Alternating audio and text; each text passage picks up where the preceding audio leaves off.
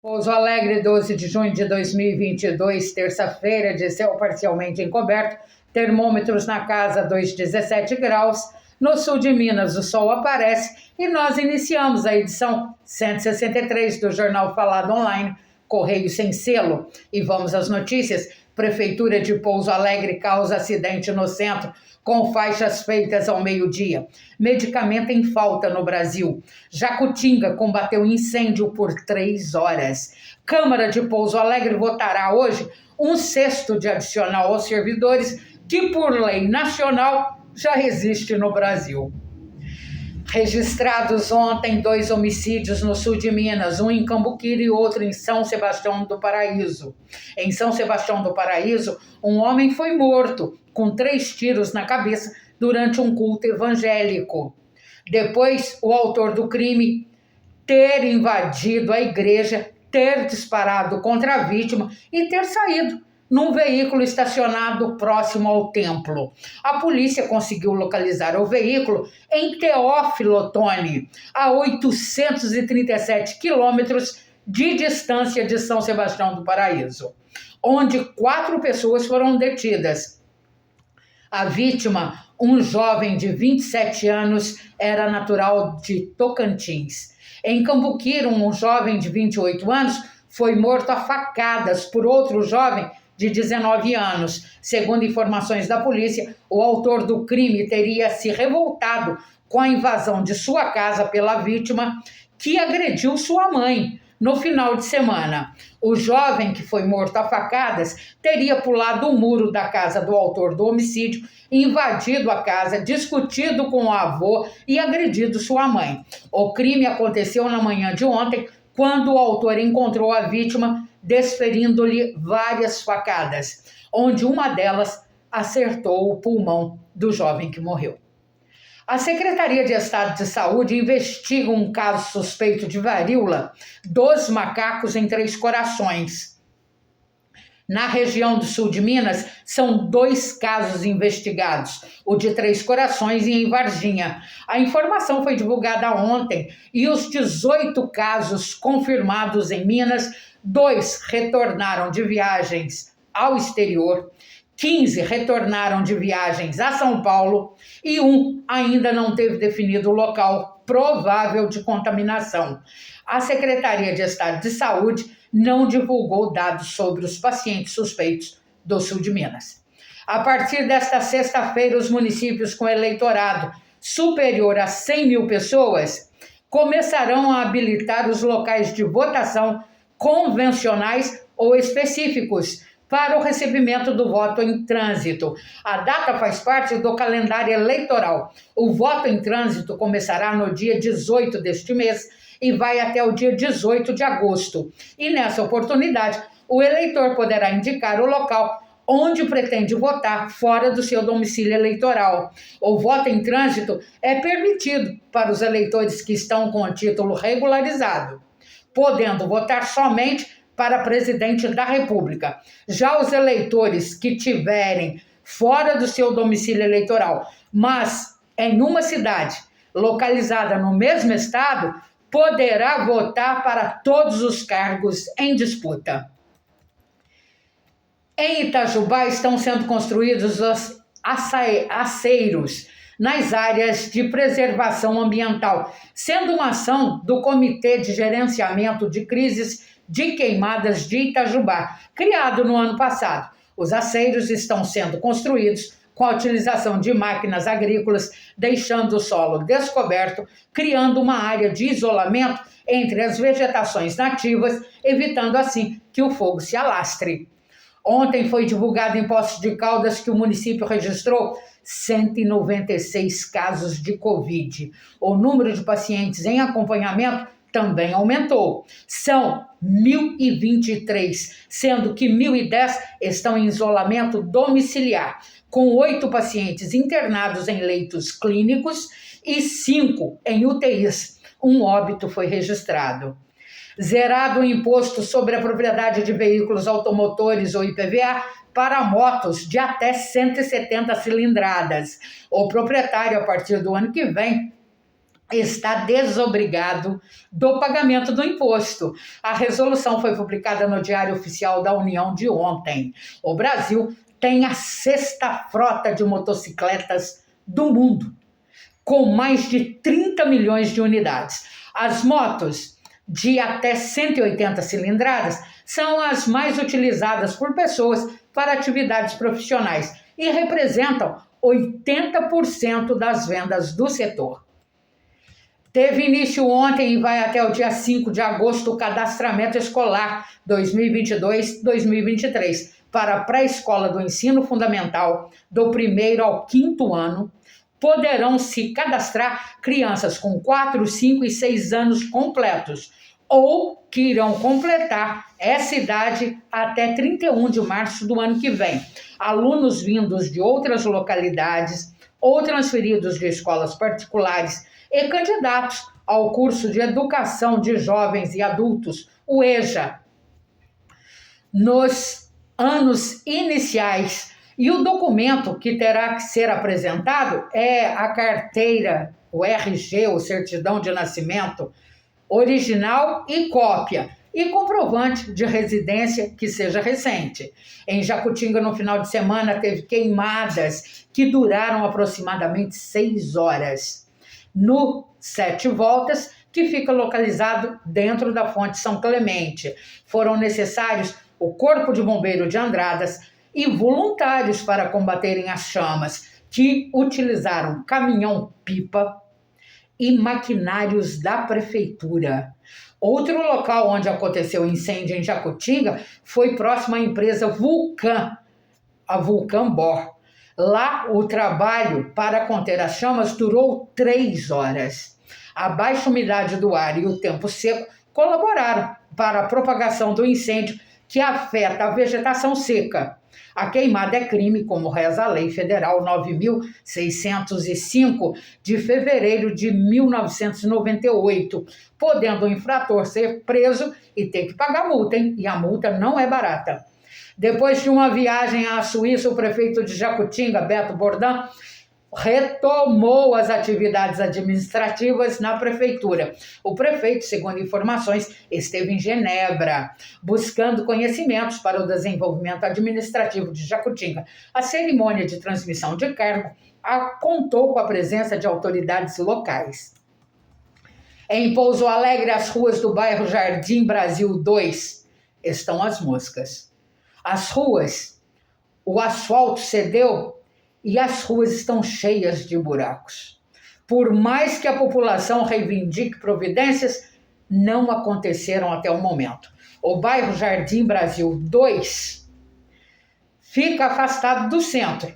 E como todo bairro que fica afastado do centro, sofre as consequências do esquecimento público, porque não vai divulgar as obras feitas, né? Pela prefeitura, que quer ganhar aquele olhar, né, positivo para aplicar, para adquirir votos para as eleições que estão aí. Mas é bom lembrar às autoridades que a população desses bairros paga IPTU, viu? Então, por direito, eles têm os mesmos direitos de quem está no centro, de quem mora no centro de Pouso Alegre. E merecem ter um lugar decente para viver, porque eles pagam os impostos.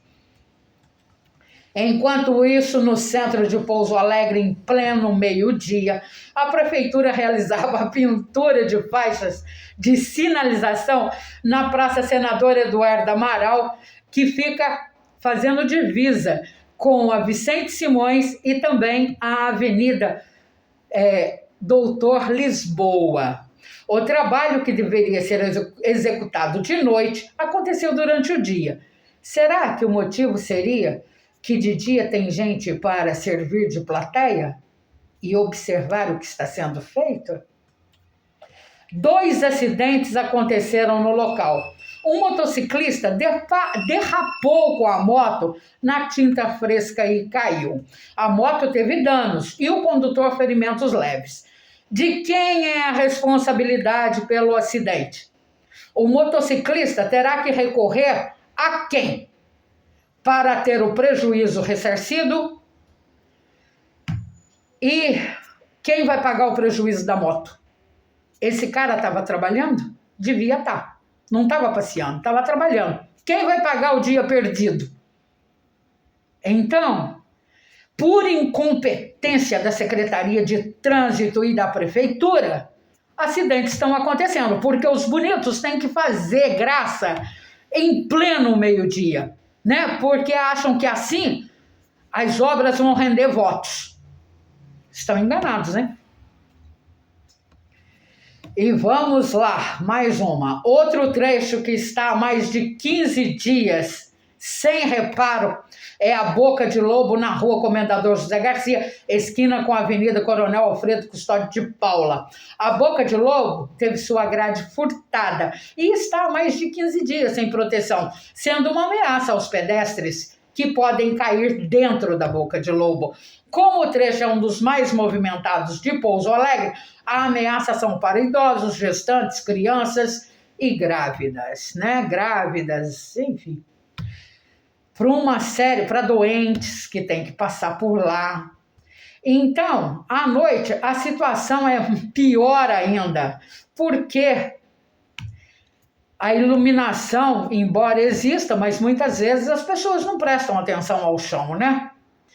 Tradução: se acontecer um acidente, a quem cabe a responsabilidade?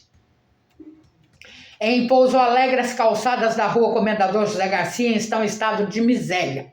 Tem trecho próximo que está há mais de 3 meses com o piso solto e que já virou um buraco, aberto de ponta a ponta. Acreditam numa coisa dessa? Uma cidade com Pouso Alegre com 888 milhões de reais de orçamento, passando por tudo isso. Teve gente que quase torceu o pé nesse buraco. A Rua Comendador José Garcia é uma das mais movimentadas de Pouso Alegre e está difícil ser trafegada, tanto por pedestres quanto pelos motoristas. Caberia ao setor de obras da prefeitura fazer uma vistoria e começar a arrumar as calçadas, porque ninguém merece pagar imposto e ter um serviço meia boca sendo executado.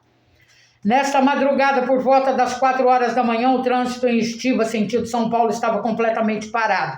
O congestionamento que se formou era grande e já chegava a 14 quilômetros e estava próximo do bairro do Algodão, em Pouso Alegre. É que uma carreta carregada com 38 toneladas de cerveja tombou no quilômetro 885, próximo à Estiva. A Artéries, concessionária da BR-381, trabalhou com 2 caminhões, sendo um deles guindaste, para a remoção do veículo tombado, que deixou a carga espalhada pela pista, que já foi liberada nos 2 sentidos. Em Pouso Alegre, agora pela manhã, a Avenida Perimetral estava com trânsito interrompido, pois um caminhão estava tombado na pista. Em Pouso Alegre, um homem foi preso pela polícia por porte ilegal de arma. O homem estava dentro de um bar no bairro Jardim Alpino, em Pouso Alegre, causando tumulto no local. E estava com um revólver e embriagado. Ele foi conduzido à delegacia, pois o mesmo, segundo dados da PM, que encontrou com ele uma pistola Taurus 9mm carregada, ele apresentou o registro de atirador esportivo, que já vai vencer só o ano que vem, e certificado de registro de arma de fogo. Ele não poderia estar portando armas que não fosse para a proteção do seu acervo. O homem alegava que carregava o revólver por temer por sua integridade pessoal.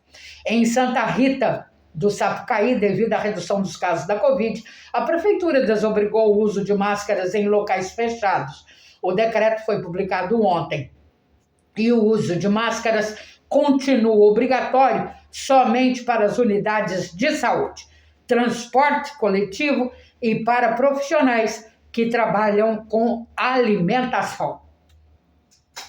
E a Prefeitura de Pouso Alegre enviou à Câmara Municipal para ser votado hoje na sessão que ocorrerá à noite o projeto que prevê direito ao pagamento da sexta parte do adicional do salário base aos servidores municipais que já completaram 25 anos de trabalho.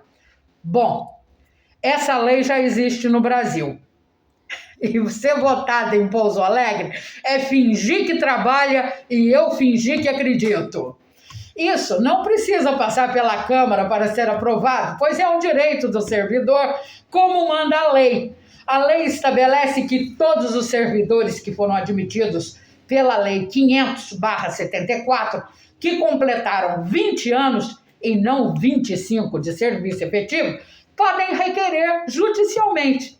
A cada 5 anos de efetivo exercício, o servidor tem direito ao adicional de 5% sobre os rendimentos. E ao completar 20 anos, começa a receber o adicional de 1/6 sobre os vencimentos. Tem que ver se essa lei em Pouso Alegre não vai ser igual à de São Paulo, onde o cálculo de 1/6 sobre os vencimentos utiliza as gratificações incorporadas no salário, enquanto outras verbas que deveriam fazer parte da base de cálculo são excluídas pelo município. A Prefeitura de Pouso Alegre, através dessa concessão, vai beneficiar os servidores temporários também e ocupantes de cargo em comissão, que fazem jus aos adicionais. Assim, tem que ver se os secretários que já foram contemplados com o reajuste recentemente não poderão ganhar novo aumento dentro desse 1/6, pois estão há 8 anos no poder. É bom lembrar que o servidor que acumula cargos, o tempo de um cargo não poderá ser utilizado para outro, para efeito de concessão de quinquênio e sexta parte. Agora resta saber se os militares da reserva que estão na prefeitura abrirão mão disso.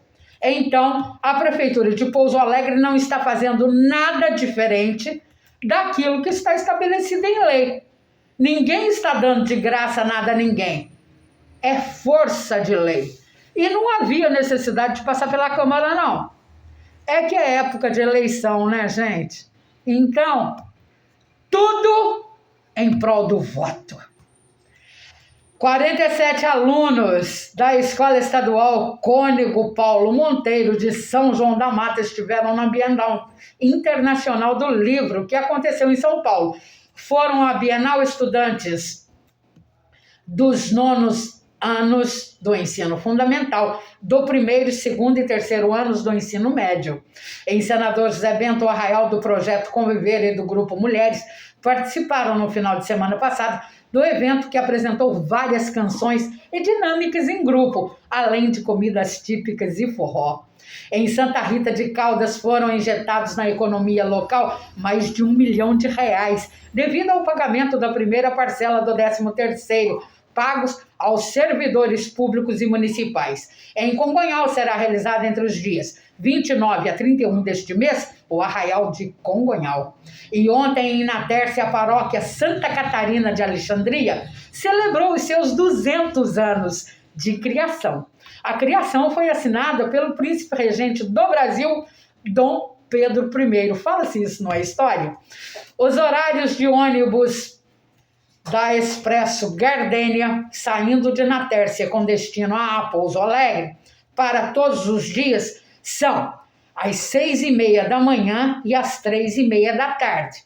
De Pouso Alegre para Natércia, os horários são às 10 da manhã e às 6h30 da noite.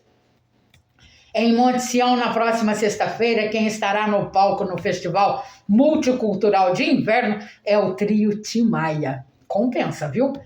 Na Alameda da Praça Prefeito Mário Zucato. O evento será às 9 horas da noite. Implantado em Borda da Mata, o projeto Entre Berimbau e o Caderno, que está funcionando nas escolas municipais Antônio Marques da Silva, Francisco de Souza Costa e professora Diva Ribeiro dos Santos. O projeto tem como mestre o professor Pardal.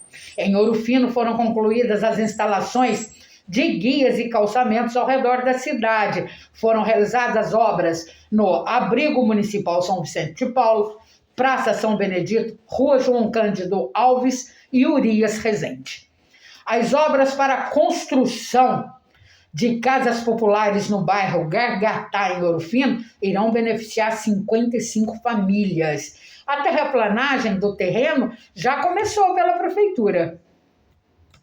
Em Belo Horizonte, Bueno Brandão participou da reunião ocorrida no DER, Departamento de Edificações e Estradas de Rodagem de Minas Gerais, para tratar sobre a continuidade do projeto de pavimentação do segmento de 17.200 metros de quilômetros da MG 295, que liga Bueno Brandão a Senador Amaral. Em Bueno Brandão está marcado para quinta-feira o arraiá da Escola Municipal Sebastião Santana, no bairro Ponte Nova, a partir das 8h30 da manhã. E na sexta tem o arraiá da Feira do Produtor, a partir das 3 da tarde no Ceazinha, na rua Pará de Minas, em frente à Praça da Rodoviária. A Agência Nacional de Vigilância Sanitária, Anvisa, e o Ministério da Saúde divulgaram ontem nota sobre o risco de desabastecimento de medicamentos no país. Soro fisiológico, dipirona e contrastes estão entre os itens que estão em falta em farmácias, drogarias e unidades de saúde. O soro teve o preço para aquisição elevado em 2 vezes mais do valor praticado no mercado. Embora sendo produzido no Brasil, os insumos para a fabricação dos medicamentos que vêm da China e da Índia estão entre os principais motivos da escassez. O Ministério da Saúde, junto com a Anvisa, estudam medidas que possam combater a ausência dos medicamentos no Brasil, que é um assunto muito sério e muito difícil que nós estamos enfrentando. O Jornal Falado Online Correio Sem Selo, onde a notícia anda de boca em boca, edição 163 desta terça-feira, 12 de julho de 2022, termina aqui. Apresentação, redação e edição da jornalista Sônia Cabral. Se inscreva no nosso canal no YouTube. A todos, ótima terça e até amanhã.